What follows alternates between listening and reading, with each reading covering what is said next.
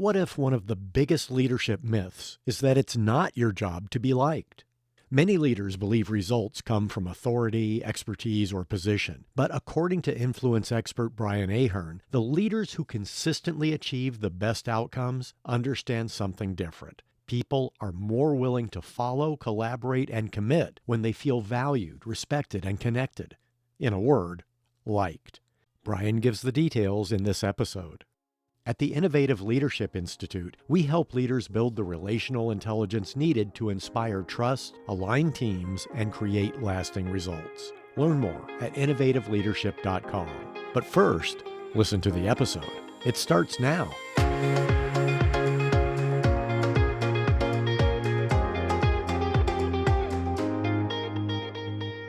My name is Maureen Metcalf, your host, and we're joined by Brian Ahearn as a return guest. So welcome back, Brian. Thanks, Maureen. Today's focus will be on liking and reciprocity as a key element of the art of persuasion.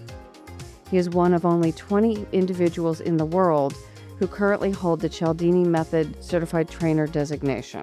This specialization in the psychology of persuasion was earned directly from Dr. Robert B. Cialdini, the recognized authority in the science of ethical persuasion. I've always really appreciated the approach of Dr. Cialdini and his team that what we're doing is not manipulating people. It's talking in a language that makes it easier for people to understand what it is that we're trying to convey and easier for them to say yes. And when that happens, everybody wins. Why are relationships so important in today's business environment? Well, one of the things I like to share with people is a quote from Jack Welch. So I think all of your listeners probably remember Jack Welch. He was the CEO of GE for many years and brought them to great financial heights. Jack Welch said, nearly everything I've accomplished in life has been with other people. So it didn't matter how good his business acumen was, how good his strategy. If he couldn't get people on board to execute those, he wasn't going to be a success. So I think that quote shows that we all need people. But then there's a challenge. Dale Carnegie, when he wrote How to Win Friends and Influence People, said that the biggest challenge that you'll face is dealing with people. And then he went on to say, especially if you're in business. So that's you and I, that's all the people who are listening. We need people, yet they can be our biggest challenge. Now, you couple that with people are having more and more choices to where they can go and where they want to work. And if leaders aren't engaging people in a way that makes them enjoy who they work for and what they do, people will make the choice to simply move on. Unlike maybe many, many years ago or decades ago, fear is not the way that you try to motivate people. People may do what you want if there's fear, but once that fear is removed, people will go back to the behaviors that they had. In fact, they may go back to worse behaviors once that fear is removed, just out of spite.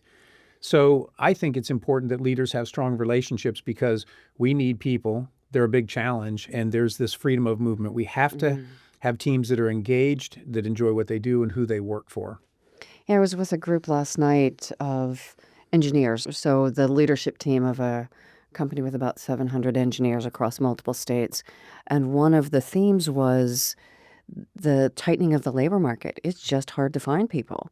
They're a good company and they're struggling because everyone in their space is also growing and trying to attract people. So how we treat our folks really does become a differentiator. And it was interesting to listen to the CEO talk about one of his top values being compassion, which again seems to go to how we treat our people. Absolutely. So when you were on the show last time, you mentioned 2 principles of influence that are particularly effective in building relationships. Can you remind us of what those were before we go into the next? Sure. The first principle that we talk about is called the principle of liking. And this principle just tells us simply this. It's easier for us to say yes to those that we know and like. And so if a leader has good relationships with the people who report to them, it's easier for them to say yes to the things that are being asked.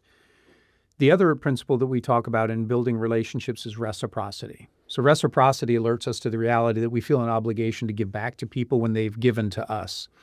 But this principle isn't so much when you talk about building a relationship about giving to get something. The reality is if I do something that genuinely benefits you, that really helps you, you probably feel good about me. And that makes it easier for you in the future if I need your help to say yes. In addition, I get the benefit of you'll probably do something for me if I need help because I've done something to help you. But a big part of what leaders are doing is trying to clear obstacles for their team. And so when they do that, those folks who report to them appreciate it, and you get this positive cycle. And that's why these two principles are effective in building or maintaining relationships. So, Brian, can you give us some additional examples? Yeah, I've got one example that happened this week that just brought a smile to my face. Last week, I went out to St. Louis and I spoke at an agency producer conference. There were 50 or 60 insurance agents at this conference. And my goal in going out there and interacting with the individual, his name's Henry, is to hopefully have a number of those agents go through the 2-day workshop that I do. It's called the Principles of Persuasion, and it's geared very specifically towards insurance agents and selling.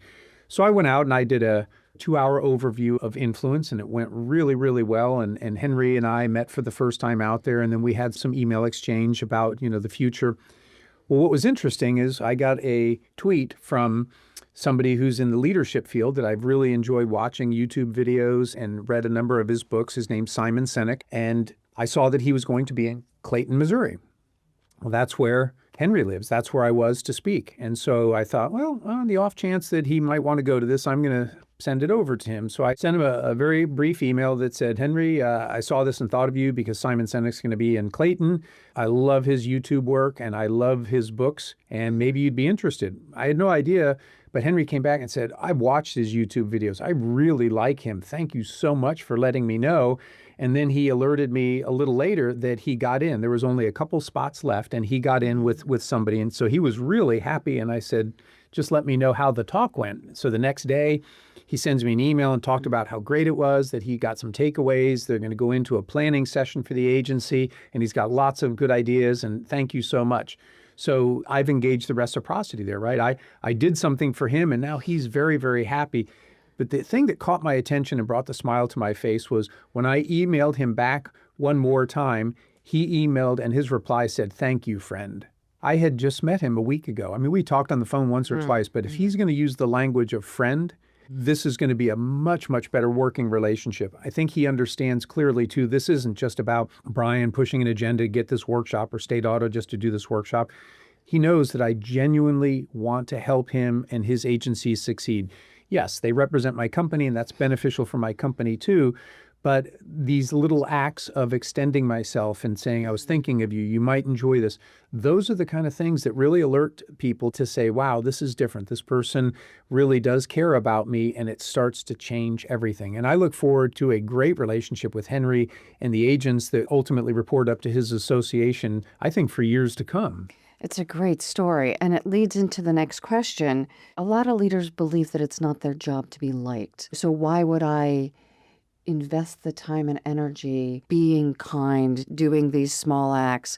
It's my job to get results. So help me understand why this is so important. Based on the things that I read, principle of liking clearly shows that more people will do what you want if you like them. And so when you step back and say, okay, as a leader, I want people to do what I need them to do, so it's probably worthwhile for me to invest in them, because ultimately that investment of time and energy and getting to know them comes back not only to make them like me more, make me like them more, but ultimately to get a better business result. That's why our companies have hired us. They've hired us because they view every one of us as an investment that can leverage and multiply the time and energy that they put into us. And so a leader needs to step back and say, how can I be most effective in helping this organization move forward and accomplish its goals? And it would be foolish to say, even though decades of research show that when people like you, they're more willing to do what you want, I'm going to dismiss that because I'm the boss and I should be able to just tell people what to do. So I think in the end of the day,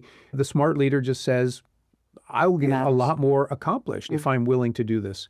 And a very good example that comes to mind for me is somebody that I've worked with and coached for about the last 5 years. And Bob, about 2 or 3 years ago, said, I've always had this clear dividing line between my work life and my personal life. And he didn't really let the two blend together. And he said, I'm rethinking that. And so he asked for my help as his coach. He said, through the year, what I'm going to do is I'm going to travel with all of my reps, and I'd like you to contact them and just ask them questions about how I'm doing. And so I came up with a list of questions that I would ask everybody, and then I gather it up, and anonymously, I would share the feedback with Bob every month when we had our coaching calls. And he was working hard to not only get to know them more, but allow them to get to know him. It was a little awkward at first. Some people said, well, we really appreciate that he's trying. Feels a little strained, but every month it seemed to get easier. By the end of the year, the most telltale sign was The lady who's the administrative assistant for his regional office said, wow, it's like working with a whole different guy. I mean, he really had made this very, very big change, and his team was responding so much better to him, and he was enjoying the job more.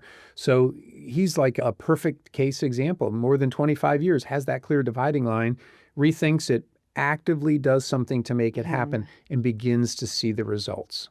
It makes me think of conversations I had, some of them earlier in my career, where we learned that you have friends at home and you have colleagues at work and you don't talk about your personal life. And yet the Gallup research says if you don't have a best friend at work, you're unlikely to be engaged. I think it's like 8% probability of being engaged. Yeah. So you talk about someone calling you friend. From a organizational bottom line productivity perspective, this stuff matters. Absolutely. Absolutely. So what do you want leaders to take away as we're wrapping up the interview? I would just ask listeners this question. Do you want to enjoy your career more? Do you want to enjoy your coworkers, your customers, all the relationships that you have when you're giving 40, 50 hours or more of your time at work? Do you want to enjoy that more?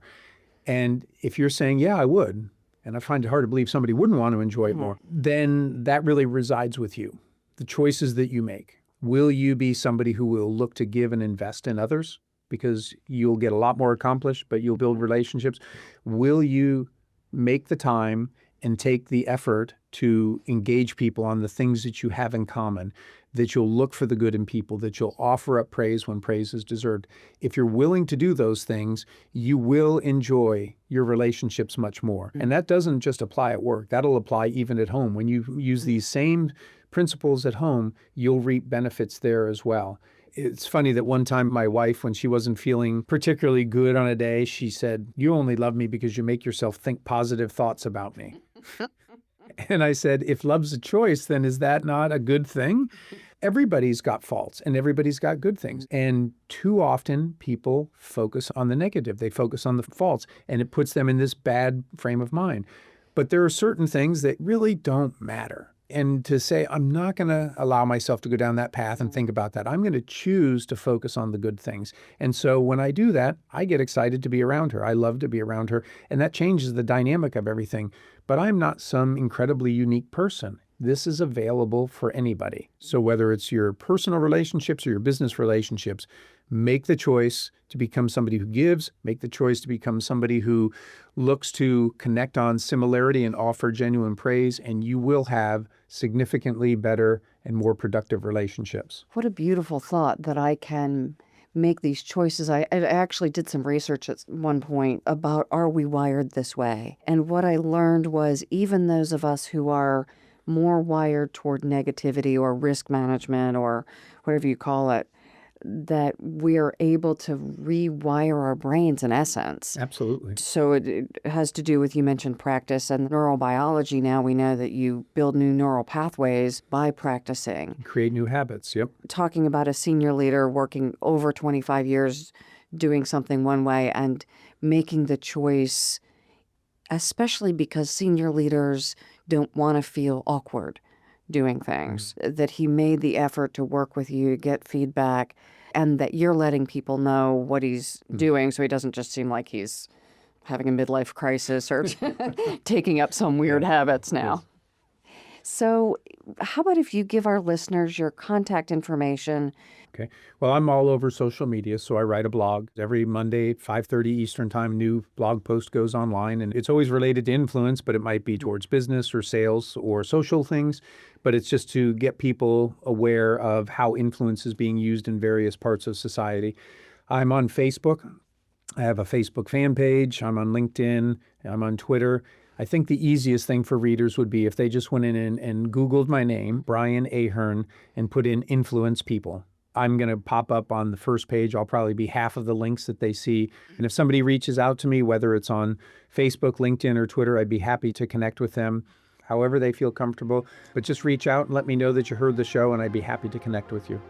And I want to share the spelling of Brian's last name because I got it wrong this week. It's Brian, Ahearn. Yes. Thank you and have a wonderful day.